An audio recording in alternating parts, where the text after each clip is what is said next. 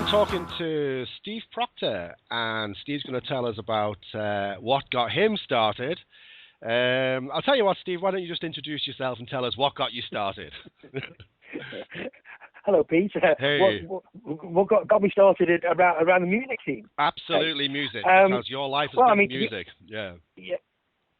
Yeah, well, I mean, to be honest with you, I mean, it has pretty much been involved with music for all of my adult life, to be honest with you. But I mean, I discovered the whole sort of Eric's, even before the Eric's was a club was going. Because I used to go to school with Ian Brody from the Lightning Seeds.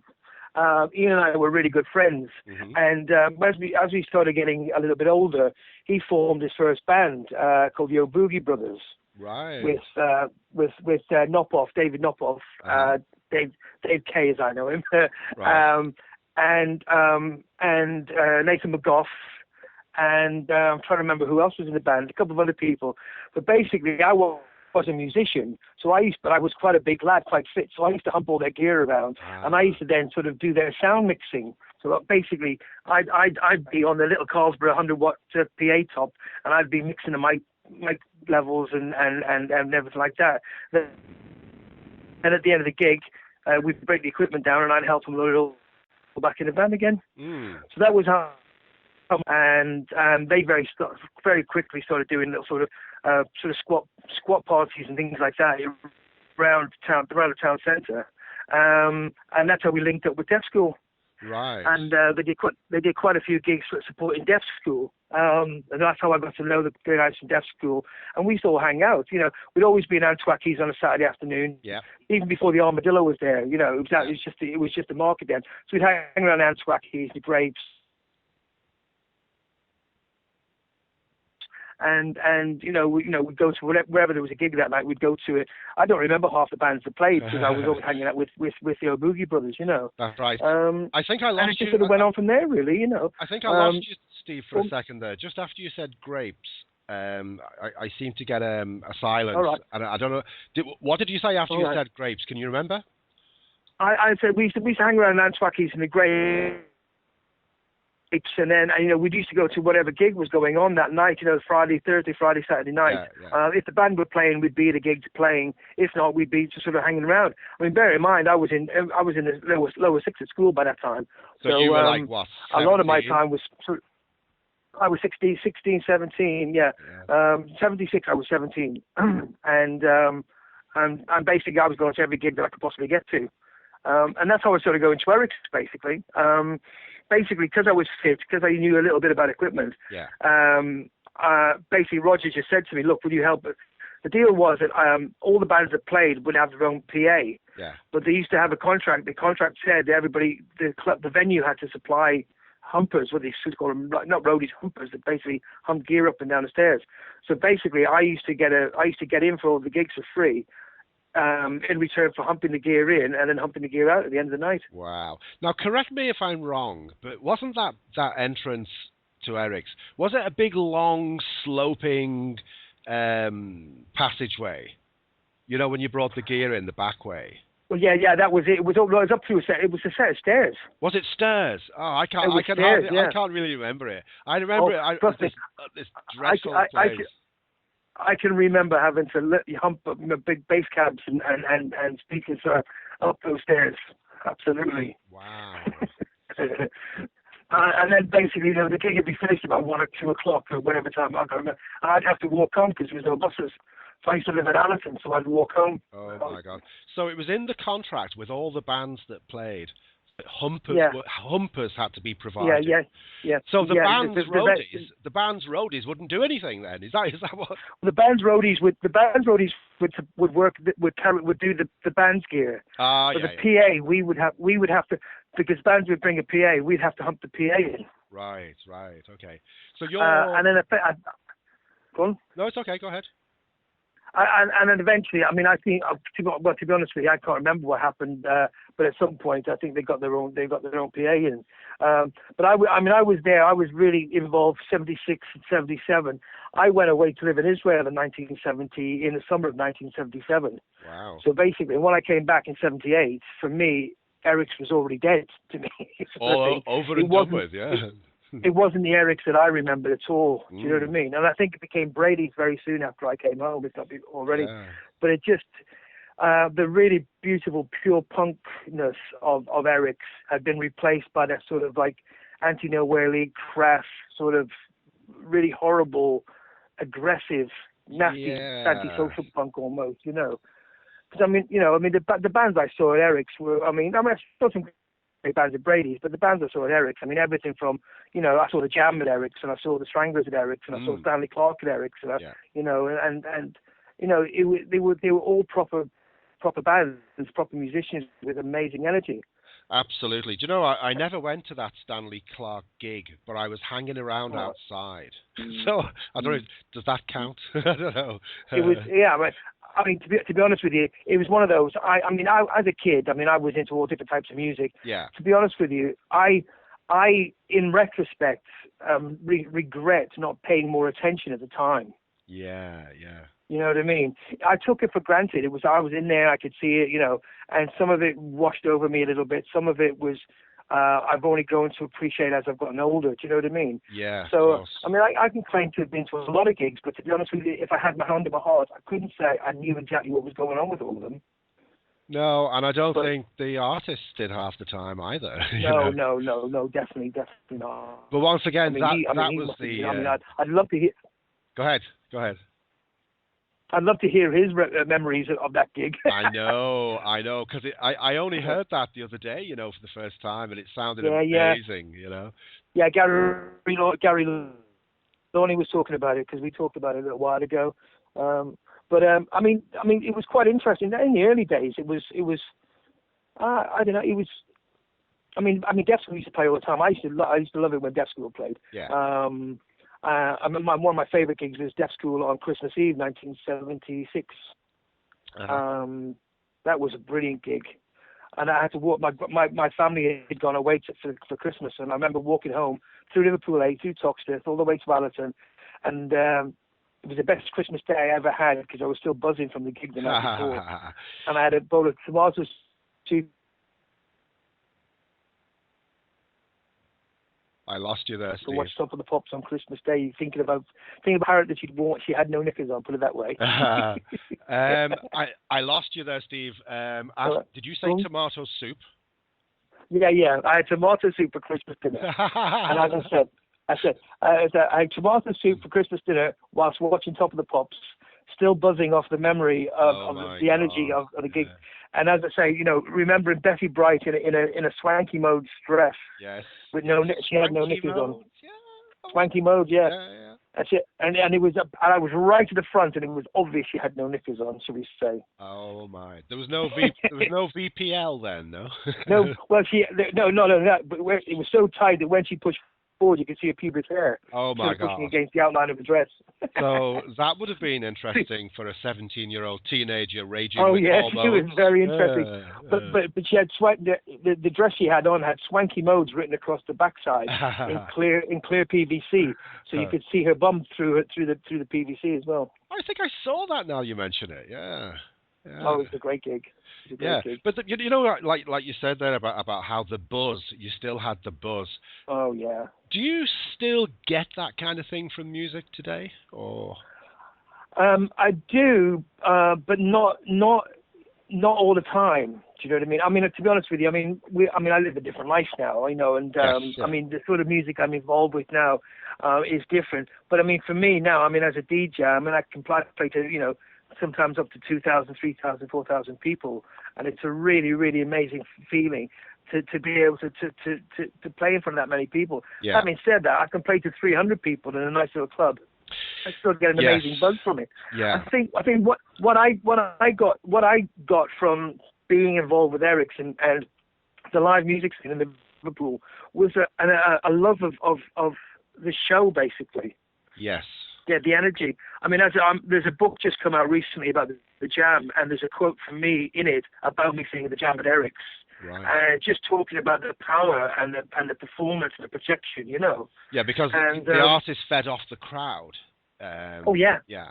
And vice oh, versa. Yeah. Vice versa, so.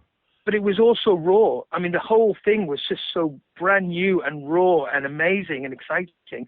And, I'd been through like sort of glam and the skinhead thing and suede thing and glam. And, I'd been through all of those bands and all those styles. And I had all those records, Yeah. And then all of a sudden punk came along. And for me, it was just like, wow, this is amazing. It's just like, it was so exciting. Yeah, it's nice when that happens, isn't it? It's unquantifiable. It's hard for me to actually quantify the impact it had on me. But as I say, it was just so inspiring and overwhelming for me that I would happily 2-3 days a week, 3 nights a week, go to Eric's, hump gear in, watch the band, hump gear out, and then walk home through Toxteth. Yeah. This is 76, 77, bear in mind, you know what I mean? Oh, yeah. I mean, I know that my A-level results suffered as a result of my dedication to the music scene in Liverpool. No, but it's amazing, and it also gave you, I think, a good grounding as well, because like you were interested in the technical side of things, and you had the opportunity to I've learn. lost you, mate. Oh, okay, hang on a second. How is that? Is that better? Yeah, I've got you there. Yeah, go on. Okay. No, I was just saying, Yeah. your interest was in the technical side of things, and you got a great grounding, and basically, free education, you might say. Well, I mean, absolutely. But what it also did, it was basically, it put me in touch with like-minded people as well. Yes. I mean, I remember seeing Holly Johnson, turn up in a black boiler suit with his hair cropped up, beach blonde, with a number stuck in his, pencil dyed into the side of it. Yeah, you know what I mean? That was his social security number, I believe. Yeah. But that was just like, wow, what is this guy? And Jane Casey from all the crew from Cuss Above the Rest used to go, and all the really cool people who were a couple of years older than me, but who I just thought, well, wow, and to be able to be there with them, and to feed off them, and to vibe off them, and to be able to go to a place where it was okay to be different. Yeah, yeah. And it was okay to just be yourself, and to be able to listen to, reggae being played. What was the name of the DJ that used to play there all the time? Excuse me, I'm having a coughing fit. Okay. Which one was that now? Because the little fellow with the glasses. Norman, was it Norman? Norman, yeah, Norman Killen. Yeah. Killen. Well, he all he used to play was heavy dub reggae. He did, of course. Yeah. And that was, and for me, I'd never heard any of that stuff before. So it was brilliant to be able to go to a club, to hear all different types of music, being mixing with all different types of people, but sharing a common energy, basically. Yeah, absolutely. And I just found it really, really exciting and inspirational for me. And it's something I've always carried with me. That sort of punk attitude. Punk doesn't have to mean antisocial. It doesn't have to mean angry. It doesn't have to mean nasty. Yeah. Punk is a state of mind, and I think definitely, I know for sure, I've carried that punk mentality with me all the way through. Yeah, no, I'd have to agree with you. And once again, a lot of ideas do tend to get hijacked, and then people use them for their own ends. And you see it over and over again, not just in music, in all areas of life. I see that happening. I went to a concert recently in Dublin, and it was the band from Iceland, Sigur Rós. I don't know if you've heard of those guys. Oh, yeah. No. And like the singer is blind in one eye, and but basically, I left that concert, I felt like I'd been hit over the head with something, but at the same time, it was very spiritual, and that weeks, and even thinking about it now, it comes back to me. But because he's got like a sight impediment in one eye, towards the end, as the whole 2-hour, 3-hour concert is building up to a crescendo, he was knocking over microphone stands, and it was almost like but it was a controlled aggression, and it was punky. Now, back in the day, he was in a punk band, I believe. I think it was called the Bumblebees or something crazy like that. Right. But the energy was absolutely fantastic, and at the same time, it was grabbing you on a spiritual level. And walking out, people were all saying, Oh my God, that was just amazing. And people, it was like people had just had sex. You know, it was like, it was, it was everything. And it was in a big Well, arena. It was in the O2. yeah, But well, it was that thing again. It was that thing that you mentioned, you know, the Christmas Day tomato soup, the buzz, you yeah, know, yeah, it was yeah, that. yeah. Well, I mean, to be honest with you, I'm seeing bands in London now, not necessarily all from London, but I'm seeing bands from London, and they really, really have gone back to that almost that punk attitude, but the crafted pop, good songs. You know what I mean? Yeah. There's a band called the Spitfires who are doing really, really well now. It's like, I mean, there's a few bands. I mean, it always makes me smile every time I see these boys. They model themselves on a jam. They look very mod, but they're very aggressive and angry. But I always think about the Spitfire Boys. Every time I see the name, I think the Spitfire Boys. Yeah. And I haven't had a chance to tell them that yet. But you know what I mean? Every time I see the Spitfires, in my head, I see Spitfire Boys. Yeah. Really. That's actually, that's quite funny. Now, what I did in my life, I moved away from music altogether, and I did similar to you. I devoted myself to like raising the kids and everything, and then Oh yeah. I reached a point where they were growing up, and suddenly I'm like, "Where's my life gone?" You know. So Yeah. I definitely jumped back on a treadmill. It wasn't the music Mm, treadmill, although mm, it is these days. But what I wanted to ask you is, you've kind of like you had a break from music, but you're sort of back in music again.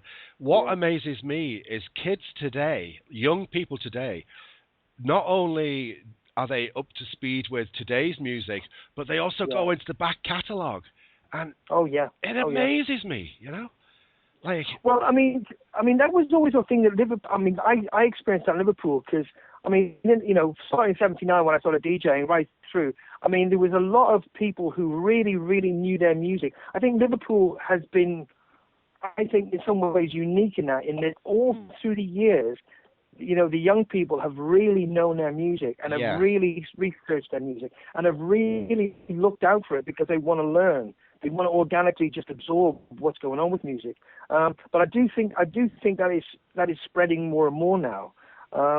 In actual fact, I experience a lot of older people now who are locked into a period of time and they can't move out of that. ah, right, yeah, Whereas a lot of younger people are absolutely, they're just, you know, whether it's a rock band or whether it's an electronic band, whether it's a dance act, you know, they really, really know their stuff. They're knowing their influences and they're seeing where they're getting stuff from, and they're really enjoying the whole broad section of it, you know. yeah, and I think that's a much healthier situation. Mm. Um, Well, and to be honest with you, I think that's a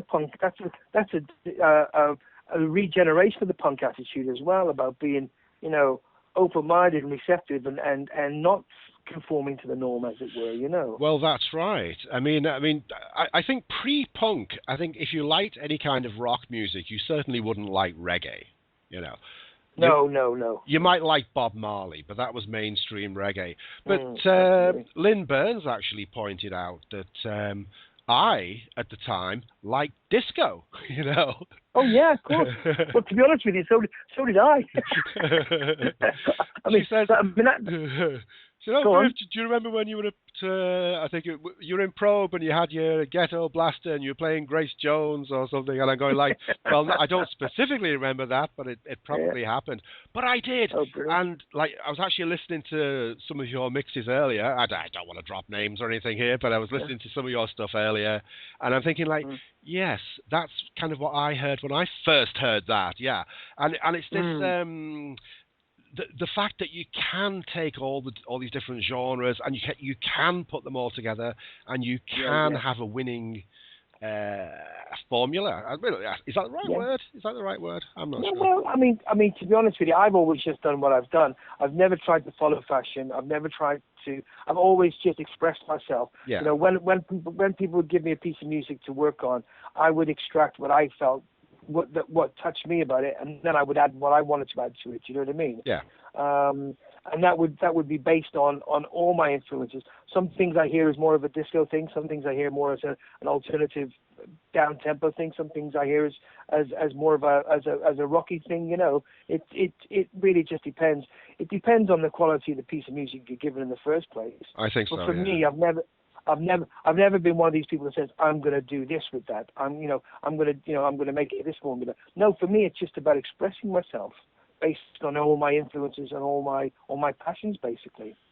And I have no problem at all with talking about being into punk and being at Eric's, and by the same token, 3 years later going to jazz funk all days. Yeah. It doesn't bother me, because it was, hey, here's another exciting music thing that's happening, and we want to be part of that. When I started DJing as an acid house DJ, as a new romantic DJ, do you know what I mean? Yeah. It wasn't new romantic; it was Roxy Bowie and alternative stuff. Do you know what I mean? That's Which was right. a continuation of what I felt was the punk thing. Just with a slightly more syncopated dance music beat, I suppose, rather than the outright punk, energy sort of thing. But a lot of what I was playing, Iggy Pop, Lou Reed, stuff like that in the early days was the punk crossover stuff anyway. That's exactly right, and I think that's one of the nicest messages that came from that period was that you didn't have to go down a pigeonhole and stay in it. You could branch out and you could listen to whatever. I was actually watching an interview with Nile Rodgers, and it was just amazing. What he was into, and he talked about how he came up with the chord sequence on "Let's Dance" for David Bowie, and I was like, wow. I think I saw that. Yeah, it's probably an old one. I'm always doing catch up. Like my whole life's catch up. I'm catching up on music. Yeah. Was it a Sky? I think it was a Sky Arts one, or yes, I think it anyway, was. I think it was. I think I saw that. But yeah. I mean, again, for me, it was like I applied that punk attitude, but with my take on it to everything I've done, which is why when acid house started to happen, I was, I'm credited as being one of the DJs that made acid house happen in the whole of Europe, That's right, yeah. and the thing about that was, well, that was another movement that started off as really underground, very music specific, very energy, and I have to be honest with you, drug driven as well. Sure. I mean, the drug was different. It was, but the energy was the same, really. I was so excited to have been involved with punk, and then to be involved with the futurist new romantic movement, whatever you want to call it, which I think was a genuine music and fashion movement as well. Yes. And then acid house. So in my time, I've been through three. I mean, I had a little dabble with Northern Soul just at the end of it, but for me, it starts with punk and it ends with where I am now. Northern Soul, that was the sort of Wigan Casino type thing, yeah? Yeah, Wigan Casino, a Twisted Wheel. Mike Nola's your man for that. Yeah. Mike Nola's a real aficionado around all that. I was chatting to Mike earlier today about different things, yeah. He's very knowledgeable. So about certain things. So, Steve, this is... I might have asked somebody else this already, but I'm going to ask you as well.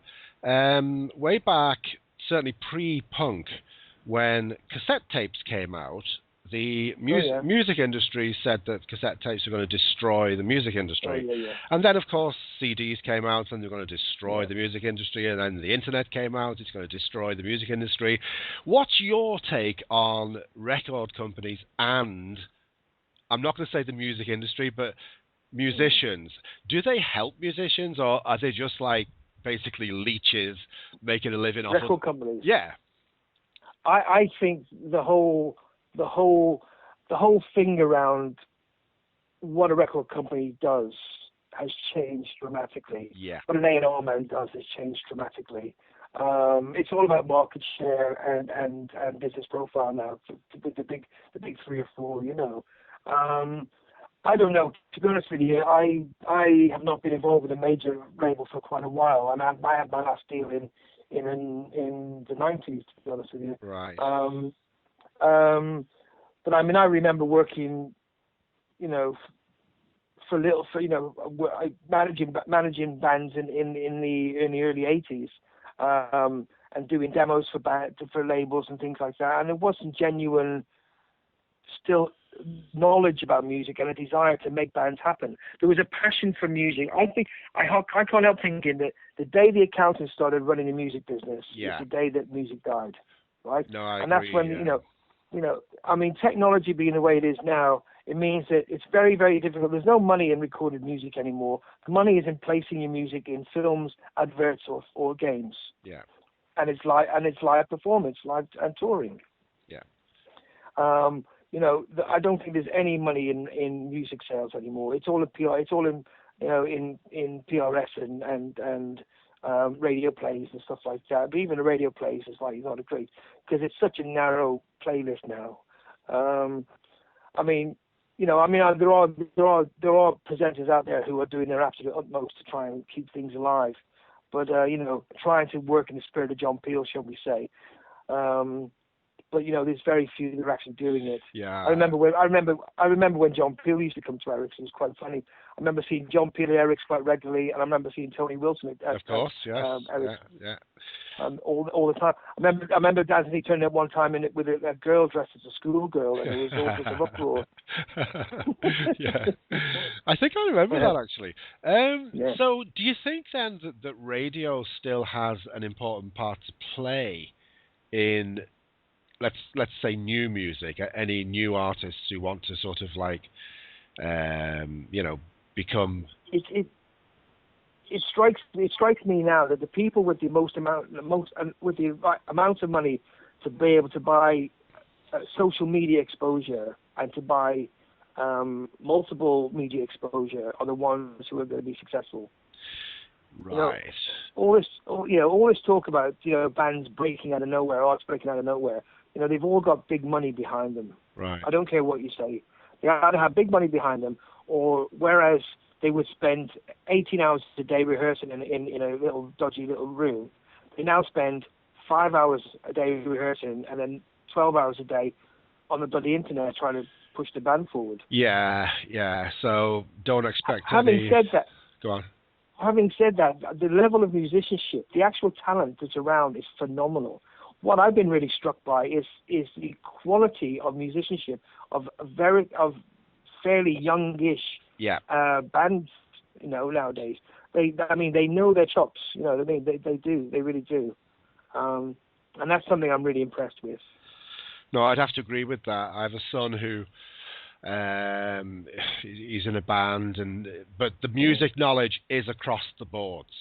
He relieved me of all my CDs, so anyway, he has all those to listen to. I lost my album somewhere along the way, but for myself, all my music is now MP3. Basically, it's I've got 50,000 records in storage in a warehouse in Dartford. Oh my God! I've just unbelievable stuff, through the years. But my son basically, all this stuff's on MP3. My daughter's it's all on her iPod and stuff like that. To be honest with you, when I DJ, I use CDs now, and I can carry sort of probably 10 times as much music as I used to be able to carry with me when I was carrying two big boxes of records. So would you say then that as technology advances, it's certainly up to artists to keep a pace with it, and even in some cases break new ground with it, and record companies catch up and keep up as best they can, Well, technology, progress has always been driven by the creative individual. Yeah. And sometimes it's a matter of needs must. I always remember, people don't realize this, but the whole thing around multicolored vinyl singles or colored vinyl singles for punk bands, everybody thought it was a really, really wacky way to go. But basically, the reason why they were having colored vinyl is because they were all paying for their independent pressings, and they would take whatever color vinyl, what was left in the machine after the job before them. That's what was happening. So if they got lucky, it happened to be black. If they were lucky, it happened to be white. I've never heard that. I've never heard that. Yeah, before. I love that. That's brilliant. Because they would be doing. They'd have no money, so to get the record pressed, they would have accepted on whatever color vinyl was around at the time. Yeah. What was the first ever wacky vinyl? Was it a German krautrock band? I'm thinking it maybe was. Listen, and I've got kids 5-inch 78s on red vinyl, red. I mean, I've got unbelievable stuff. I was a record collector of like sort of the history of it as well. Yeah. I mean, I've got coloured vinyl going back to the 50s. Wow. And picture discs. Really? What, 1950? Oh, yeah. Seriously? No, sorry. My apologies. The 60s. My apologies. Even? Yeah. Because the 50s, it was all shellac. It was all 78 shellac. Yeah. But I've got postcard records. Again, I've got postcard records from the 50s and 60s. I remember those. You used to put them on the turntable and play them, didn't you? Yeah. Yeah.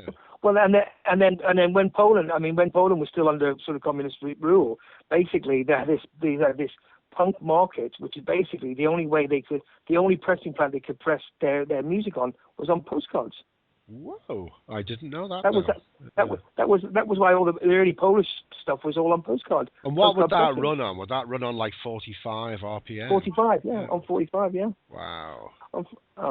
But I mean, the first punk 12-inch I remember on green vinyl was Marquee Moon. I was going to say television, yeah, of course.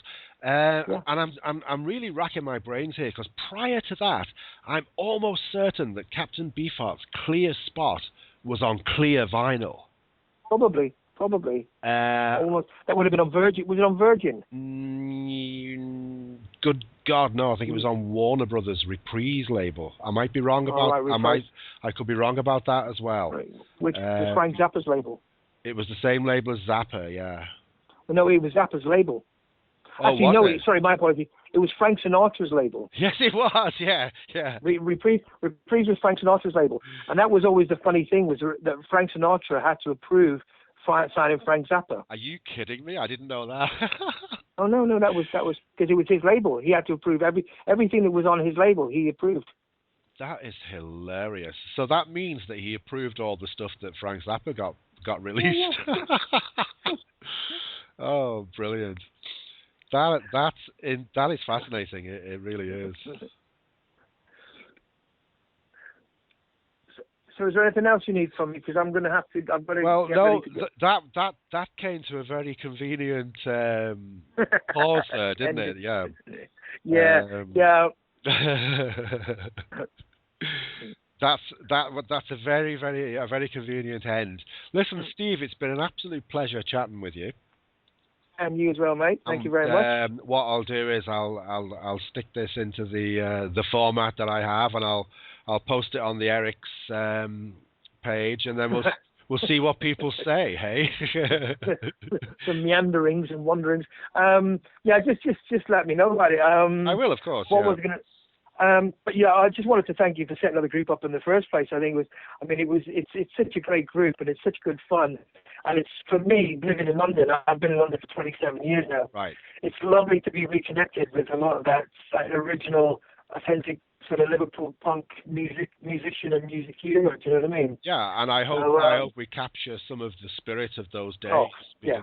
That's basically, we're all still living because of it, And look at yourself, I mean, we were definitely all touched by an amazing piece of energy, and we all contributed a little bit of stardust to it as well. And I just do think that we are grateful for the connection with other people, but I hope that other people are grateful for the connection with ourselves as individuals as well, because totally. we all I'm very proud of the fact that I was a part of that scene, and nobody can ever take that away from me. And some of my memories and some of my influences come directly from the energy that other people gave to that scene in the early days, and I'm grateful for that. Exactly. And if anybody wants to do a catch up on your stuff, what's the best way to do that? SoundCloud? SoundCloud at the moment, yeah. I've got a DJ page as well, but it's all very contemporary stuff, so they probably wouldn't be interested in that. Well, they might be interested in that. But my stuff on SoundCloud is the best thing at the moment. And what's the nickname for that? It's Acid Discotheque. Say that again. It's Acid Discotheque. Acid Discotheque. You heard it here. Yeah. Because when I first read that, I had to read it about 4 times before I could even say it. That's why I asked you. That's why I asked you. which hasn't really got any punk in it at all, but it's punk in the fact I just made up the words. You know what I mean? It looks good. It had me going anyway. Steve, it's That's a pleasure talking to you, and thanks ever so much, Pete. I'll tell you if we ever get the urge to do it again, we bloody well will. Okay. No, that's brilliant. All right. Well, I'm hoping to be in Liverpool sometime in early May. I'm not too sure yet with the seminar that's in Liverpool, the music seminar that's in Liverpool.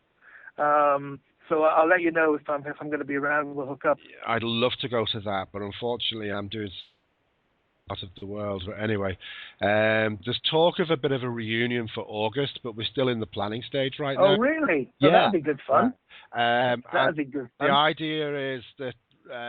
We are just talking, and all this could go up in the air. But the idea is not to have any bands play. That people just meet, and we have certain selected people to speak for 10 or 15 minutes, and then take Q&A. All right. And then maybe have 10 or 12 speakers, rather than have bands. Because I think once you have bands, you're going to get people arguing about who should be on first. Oh, and then you're going to get Wiley trying to take charge of the whole thing. Okay, shall I leave that bit in or cut that bit out? Listen, I actually remixed a Pete Wiley song once called Long Tall Scally. So all right. I like to be really close friends with him, and we've drifted apart over the last few years, unfortunately. Okay, well, we won't go there. Wiley was in the Eric's group, and he left because of something that went down with Albie Donnelly and Roy. Pub rock, yeah, or something like you that. saw it, yeah. It was actually quite funny. But you see, like Pete said, he said that if Albie Donnelly was in the group, he was going to leave. So when Albie appeared, he had to leave. He couldn't stay. Yeah, well, that's the thing with Wiley. He's a lovely, lovely guy, but he needs to get himself a crowbar to get his foot out of his mouth. Oh well. Do you know what cracked me up as well? Like somebody suggested that we vote for either Albie or Wiley, and Albie's first vote was for Wiley. Well, my ex-father-in-law, he's passed away now sadly, but he used to play in Supercharge as well. Nice. He was in Merseybeat bands in the '60s, and he ended up being in Supercharge for quite a few years. Well, his name's Pat Chambers. Wow. So I've got stories about Supercharge, but I'm not even going to go there. No. Well, listen, between the members, it's love, and more love. Oh yeah, absolutely. Yeah. No. What I'm saying is, I remember going to see Supercharge loads of times.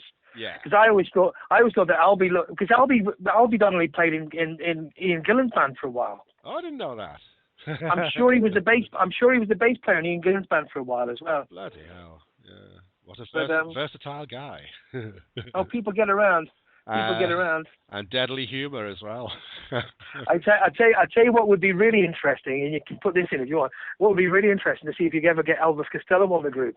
Ooh, now that might be interesting. Yes, because we used to take the piss out of him all the time. Did you? Well, Holly Johnson and I cornered him once. I think it was in the beer cellar. I might be wrong, but he was stood at the bar, and we just went up to him and we just annoyed him relentlessly. Because you know how Elvis Costello isn't his name, it's Declan McManus. Oh, Declan. Right? Oh, it's Declan McManus, of course, yeah. So we just oh, Declan, hi, Declan. Why did you change your name, Declan? What's wrong with Declan? Have you got something against Irish people, Declan? Oh, we just went on. We just went on for like 2 hours. And the guy just stared back at us. I don't think he even said anything, I might have my memory wrong about that. Probably Holly could remember that, but it was funny. I just remember. When the pictures for the first posters for the first record, his first gigs actually, people used to take the piss out of him all the time. I have to say, to my eternal shame, I was one of those that did. But I think he's absolutely phenomenal. As a songwriter and as a musician, as an artist, I think he's phenomenal. But little do we know that the ones who get the most piss taken out of them are the ones who crack on to be the most successful. Yeah, and I've just remembered something else as well. The Stranglers came to Eric's one time, and again, Holly and I were following Jean-Jacques. Oh, Jean-Jacques. We followed Jean-Jacques around the place, calling him Jean Jacket. Well, I remember that gig. There was hardly anybody there, and I remember standing at the bar with Hugh Cornwell for about half an hour, having a good old chat with him. Yeah, yeah. Oh, they were very accessible because. Oh yeah. You know, but there was hard. When was that gig? But there was hardly anybody there. That gig was the first gig. I really don't. It's got to be 76 or early 77 because it was before I went away to Israel, and I just remember hardly anybody there. It was just like, what the hell? Yeah, but a lot of Eric's gigs were like that. You know. I know. The Generation X gig. I can only remember myself and somebody else in the crowd. Now there must have been more people. There must have been more people there.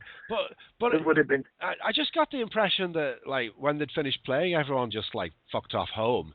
And I know we went over to them and went, oh yeah, not a bad set. And Billy Idol did that sneer thing, you know, with his lip. Yeah. And he went, the problem that Eric's had, and I will say this, the problem that Eric's had is that basically. During the week particularly, but even at the weekend, the gigs finished after the buses finished. And people, I mean, we were freaking skint mates. I mean, it was hard. Yeah. So that's what I'm saying. I used to walk home. Yeah. I used to literally, I'd get the bus into town, and I'd walk home. So did 2 or 3 times a week. So 2 times did a week. Exactly, but the thing is, there was very. I mean, bear in mind, of course, we're punked up a little bit. You know, I mean, I remember ripping the sleeves off my scout shirt. Man. You know what I mean? But I still had the badges on the front, but not. I ripped the sleeves off. But you know, we have to walk home like that as well. And you know, you're taking your life in your own hands. Oh, you did, yeah, yeah. I can put my hand on my heart and say I never.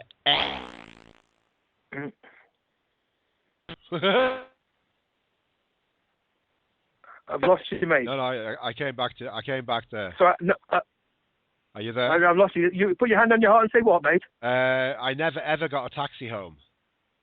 No, I couldn't afford it. I was literally I was in my fixed form, and they wouldn't stop. To be honest with you, I never even thought about trying to get one because I had no money. Yeah. I mean, I literally had no money.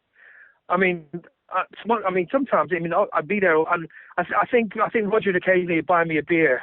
But I mean, that's why I was always able to carry this stuff out because I wasn't pissed, you know. But you know, somebody, I think we'd always get a couple of beers or something. You know, I always seemed to manage to have a couple of drinks, but I was never ever drunk in there. But yeah, and you know, so that was the problem that Eric's had, was they have amazing acts on, but people wouldn't come to see them because they couldn't get home after them. Yeah, that's probably what was going on when no one showed up, you know. But exactly. I always walked home. I never ever was able to. I even think I walked in during the day rather than get a bus because I mean, you know. Yeah. But we didn't have the money, you know. I remember walking back. I walked home once with Pete Burns, and it was such a freezing cold night when we got there. He had icicles on the end of his fringe. It was amazing. Yeah. No. Seriously, they were seriously icicles. You know, we had to break them off. Yeah. Oh my God, Jesus Christ, that's a bit. It's been a dedication to what we did. Oh yeah. Anyway, listen, mate. Let's leave it there, and I'll speak to you real soon. You're a legend, Steve. Thank you. All the best, Pete. Take care, mate. Thanks very much. Bye-bye now. Bye-bye.